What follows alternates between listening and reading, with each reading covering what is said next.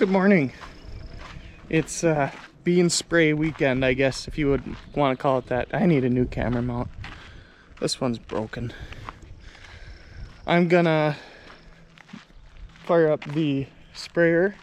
I'm gonna fire up the Louisville after I let the dogs out, and I'm gonna fire up the sprayer.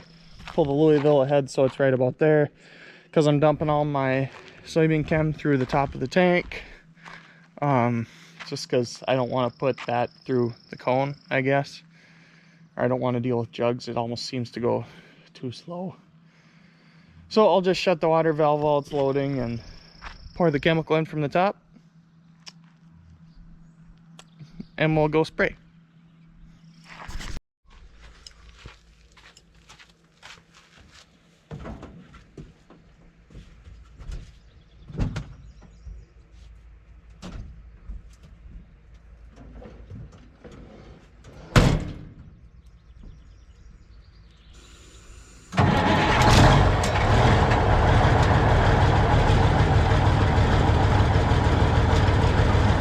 Okay, I'm back. I actually forgot the camera on for a long time. Alright, so I'm going to talk a little bit about my chemical. This is my Enlist Duo. So there's Enlist 1 and there's Enlist Duo. Enlist 1 is just 2,4-D choline straight. And Enlist Duo is 2,4-D choline and Roundup or glyphosate. Roundup is kind of the, I guess, trade name, if you will. Common name that everyone just calls glyphosate. There's probably 8 different variations of it. But this is my 2,4-D choline and my Roundup. 2,4-D choline kills the broadleaves. So water hemp, ragweed, bindweed, lamb's quarters, shepherd's purse, everything that you don't want in a soybean field, it will take care of, except for the grass. The Roundup is the grass proportion of it, and this year I have a lot of volunteer wheat, so this should work fantastic. I have only grown Enlist beans. I've never sprayed dicamba, and I've just seen it work too good to not believe in it. Oh, the next thing, I suppose, we have Accuvant. This is my drift reduction agent, so drift control. There's always seems like lawsuits every year against farms for herbicide drift on crops that can't have, or that aren't made for that herbicide, and it either hurts them really bad or it kills them. So the drift, that's what the drift control is for. What else we got? What other goodies we got on here? I don't know, I don't have a knife. Oh, goodness. The humanity. I don't think I have a knife in here either, actually.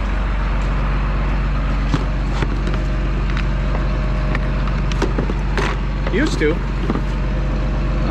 Nope. Let me go find a knife. Okay, we got a knife. Ironically, it's a Pioneer knife for my Corteva chemical. Let's just fold that up and put it in my pocket so I don't lose it.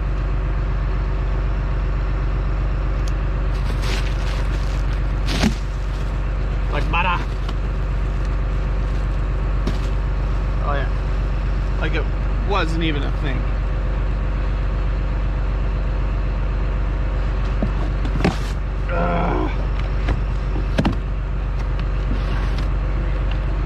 Okay, this one. This is Brawl.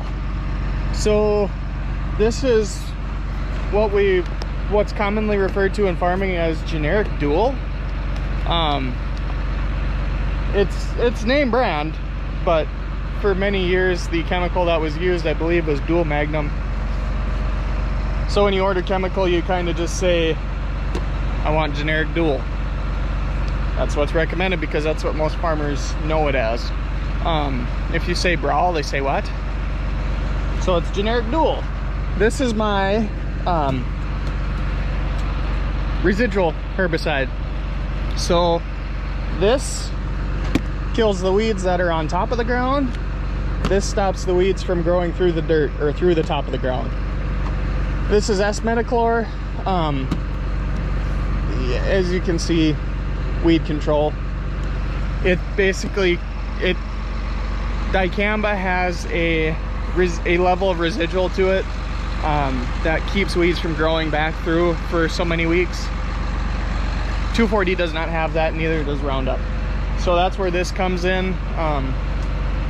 I will be putting 16 ounces of this per acre, or in a 60-gallon tank load, or 60-acre tank load, 7.5 gallons.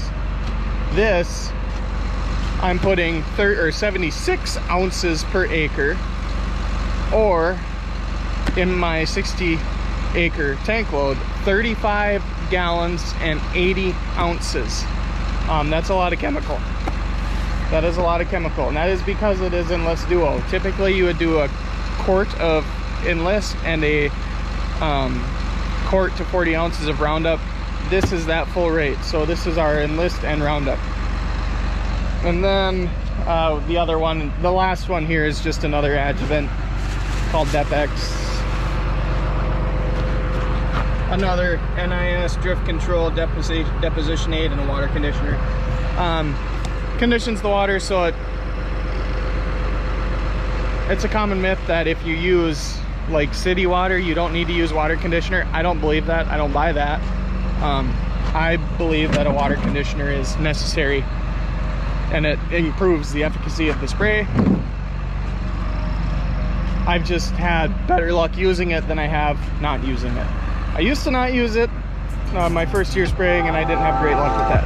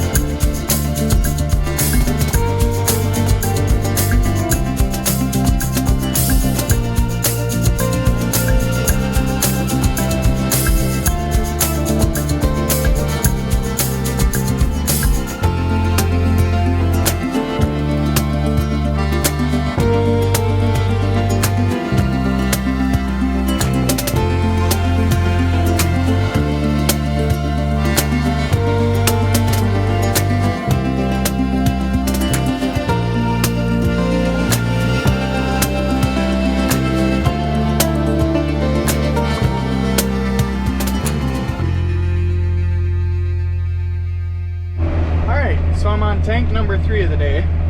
I've been going at her for a while now. I think I started spraying at about 11 o'clock. It's 5:15 right now. So, why are you doing that?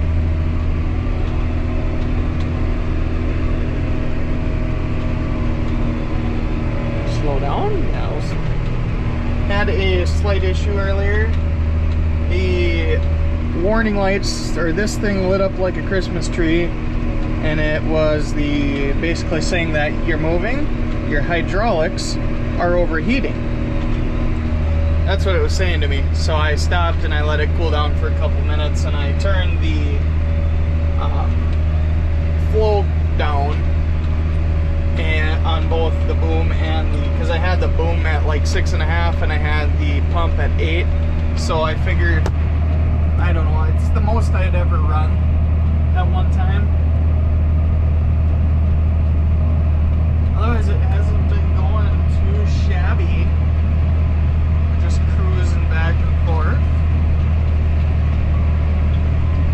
I flew the drone. If you'll notice, I actually flew the drone on a path, or flew the drone while I drove on a path that I had already sprayed, essentially.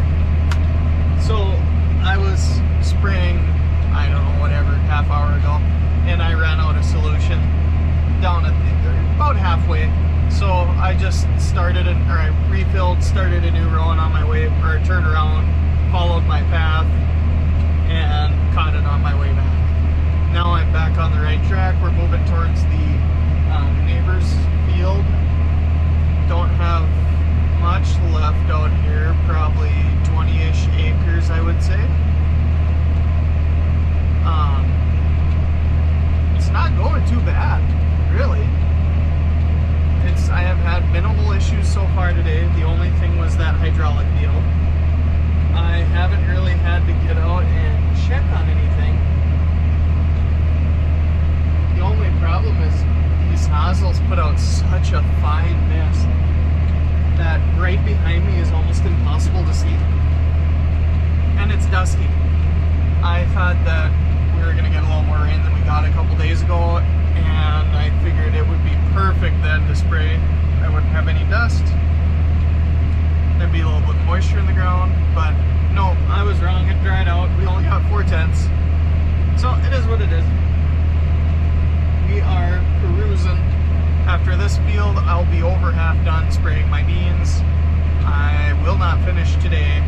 I figure I will probably get one more tank load, and that's probably going to be about it for the water trailer. Then I will likely have to go get more water, or I plan to go get more water, I should say. Which is alright. Due for a change of scenery for the day, I guess.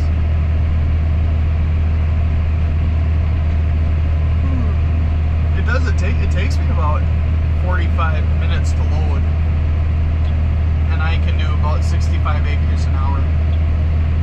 So that's my biggest killer, is loading. If I can figure out how to make that about a third of the time, that would be fantastic. But I don't think I'm going to get that unless I have somebody drive a truck for me. If I had somebody driving the truck and getting things ready to load while I sprayed, or vice versa, if someone else could spray while I got things ready to load, we would be able to get all the beans done in one day. Start at 6 o'clock in the morning and finish at about 9 o'clock at night, and they'd be done. Yeah, I'll shut that off. And this. And we're gonna have to raise this. I hate that ditch. Oh yeah, that's a fine mist. A lot of pressure coming out of that boom right now. And we'll put that back down.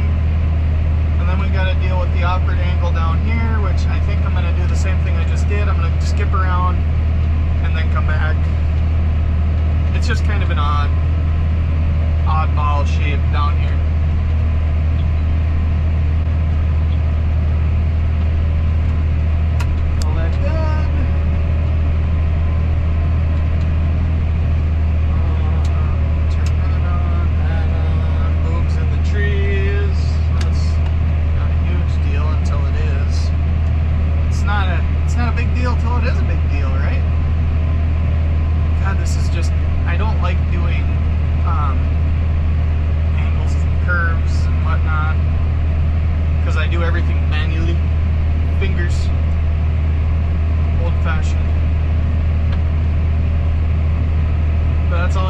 to do is use my fingers.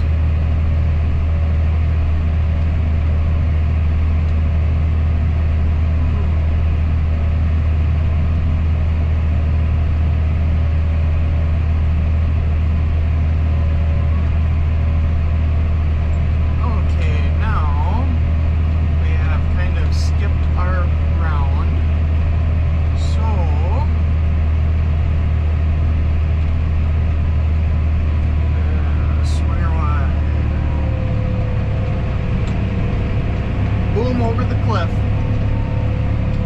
Boom down, boom down.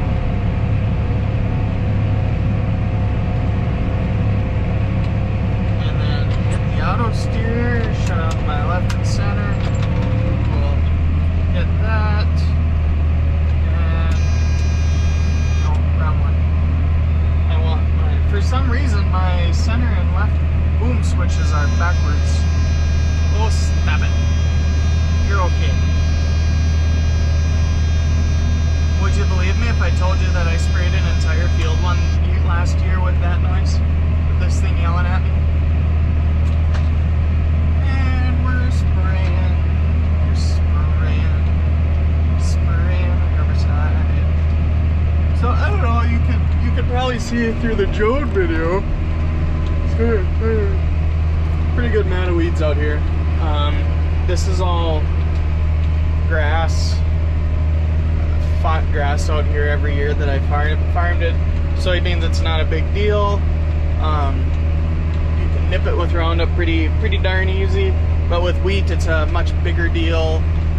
And last year I struggled hard with it. Grandpa ended up actually leaving a whole pile of straw out here when he combined it. And he just basically had to try and clip the heads because the volunteer grass was so tall. Oh, that ditch looks horrid. Just lift that up right now. I know I'm gonna have to. Lift that one up right now because I know I'm gonna have to do that. And put that one back down. And put that one back down. I'm all manual manny right here. No automatic boom control, no automatic, what am I trying to say, shutoffs. The only thing automatic is this rate controller, which is wonderful because I don't have to figure out how fast I have to be going to get a certain gallons per acre. I don't know, I've never done that and I don't want to do that. I think I might fire up a movie here soon. Go back and forth. Like I said, almost done. I have one pass over there, half a pass over here, and we're good to go. So, I'm gonna call it a video. You got to see me load the sprayer and fly the drone a little bit, and that's enough for me. I'm going to turn on some radio, maybe turn on a movie, I don't know yet, and just blissfully go back and forth and think and do some research because I gotta do some research for my job, self-employed job that isn't farming, home inspecting. Gotta do some research on that.